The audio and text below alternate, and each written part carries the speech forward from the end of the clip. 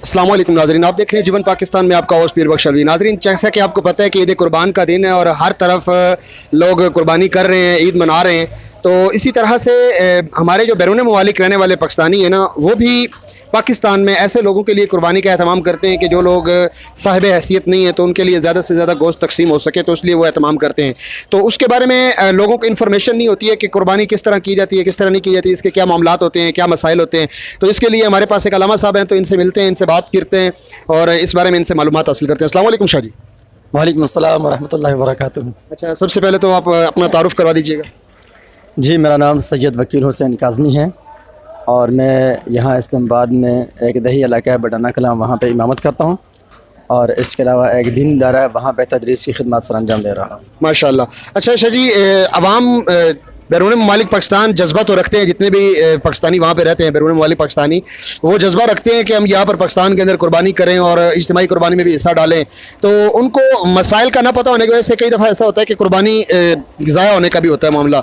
तो इसके बारे में कुछ लोगों को आगाह कर देंगे कि उसका क्या तरीकाकार होता है। अगर कोई बंदा इंग्लैंड से कुर्बानी में हिस्सा डालता है, यूरोप से डालता है, बरतानिया से, मतलब या सऊदी अरब से, दूसरे किसी मुल्क में भी हो और बैरून ममालिक से वो पाकिस्तान के अंदर हिस्सा डालना चाहता है, तो उसका क्या तरीकाकार होता है?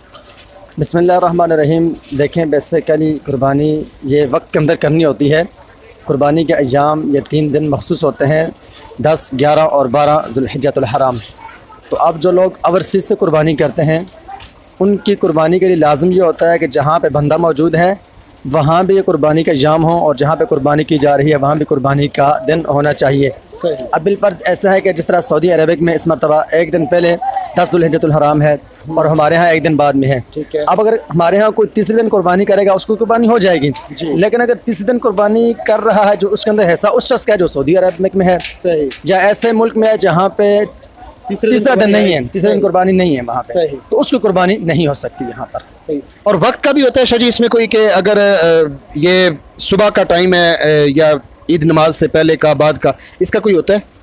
जी, जो शहरी इलाके होते हैं वहाँ पे नमाज ईद उल अज़हा अदा करने के बाद कुर्बानी की जाती है। ठीक है। और ये पहले दिन के साथ खास है, चूँकि ईद की नमाज़ उमूमन पहले दिन ही हुआ करती है। ठीक हो गया। अगर कहीं पे ऐसा है कि जहाँ पे ईद की नमाज़ नहीं होती, कोई गाँव देहात है, तो वहाँ पर 10वीं ज़ुल्हिज्जतुल हराम को सुबह फजर का टाइम शुरू होते ही कुर्बानी का वक्त शुरू हो जाता है। अलबत्ता बेहतर यह है कि इंसान नमाज फजर के बाद कुर्बानी करे।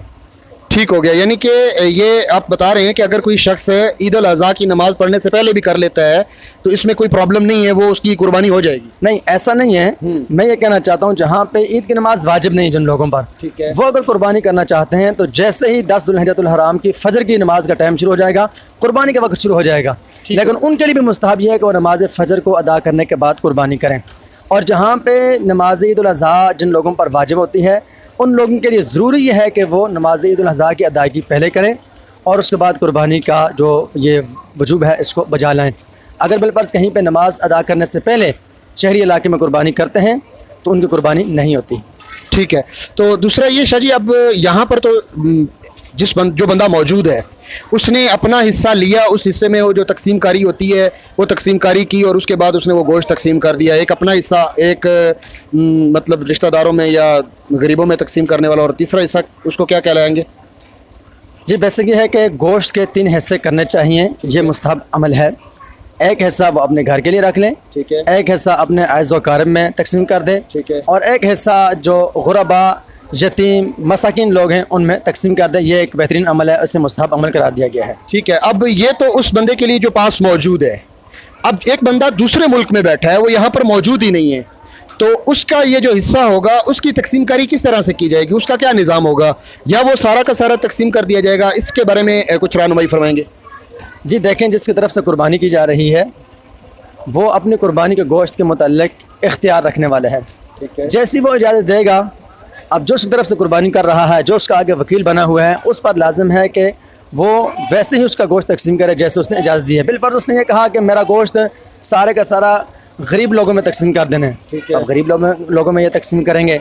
और अगर वो ये कहता है कि इख्तियार देता है कि आप चाहें तो एक हिस्सा मेरी जानब से आप अपने लिए रख लें और बाकी आप लोगों में तकसीम कर दें, तो जैसे वो कहेगा वैसे ही करना होगा।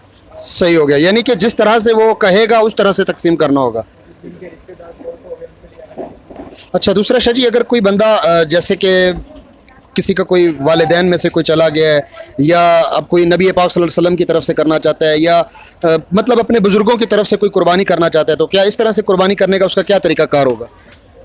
जी, हज़रत आला हज़रत सैयदी फ़ाज़िल बरेलवी रहमतुल्लाह अलैह आप फरमाते हैं कि मैं उमूमन 2 कुर्बानियाँ करता हूँ। ठीक है। एक कुर्बानी मैं अपने वालिद मोहतरम की तरफ से करता हूँ, और फ़ाज़िल बरेलवी रहमतुल्लाह अलैह फरमाते हैं कि दूसरी कुर्बानी मैं नबी करीम सल्लल्लाहु ताला अलैहि वसल्लम की ज़ात उनकी तरफ से करता हूँ, और उसका जो गोश्त पोस्ट होता है वो मैं सिर्फ़ और सिर्फ हज़रात सादात कराम की बारगाह में पेश करता हूँ। ठीक है। तो आप रहमतुल्लाह अलैह बहुत बड़े आलिम दीन हैं, बहुत बड़े आशिक़ रसूल हैं, हम अहले सुन्नत के नज़दीक एक मोतमद अलैह शख्सियत हैं। तो आप रहमतुल्लाह अलैह ने जो फरमा दिया तो उसी के मुताबिक हम ये अमल करते हैं, और यकीनन ये अमल अल्लाह तबारक व तआला की बारगाह में पसंदीदा अमल भी है, महबूब अमल भी है, और ऐसा करना जायज़ भी है कि जो इंसान दुनिया से चला गया है उसकी तरफ से उसके साले सवाब के लिए भी कुर्बानी की जा सकती है, और नबी रहमत सल्लल्लाहु ताला अलैहि वसल्लम की ज़ात बबरकत की जानिब से अगर कोई कुर्बानी करना चाहे तो आपकी तरफ से भी कुर्बानी की जा सकती है। बहुत मेहरबानी शाह जी, बहुत अच्छा लगा, बहुत सारी इन्फॉर्मेशन लोगों को मिली होगी आपकी इस बात से। तो देखा नाज़रीन आपने कि बहुत सारी इन्फॉर्मेटिव बातें की हैं शाह जी ने कि कुर्बानी अगर कोई ओवरसीज़ करते हैं तो उनका क्या तरीक़ाकार है और क्या उनकी टाइमिंग का क्या तरीक़ाकार होता है, और ये सारी तफसील शाह जी ने बता दी है। और इस तरह की मज़ीद वीडियोज़ देखने के लिए देखते रहिए जीवन पाकिस्तान। मिलते हैं नेक्स्ट वीडियो में, तब तक के लिए अल्लाह हाफ़िज़।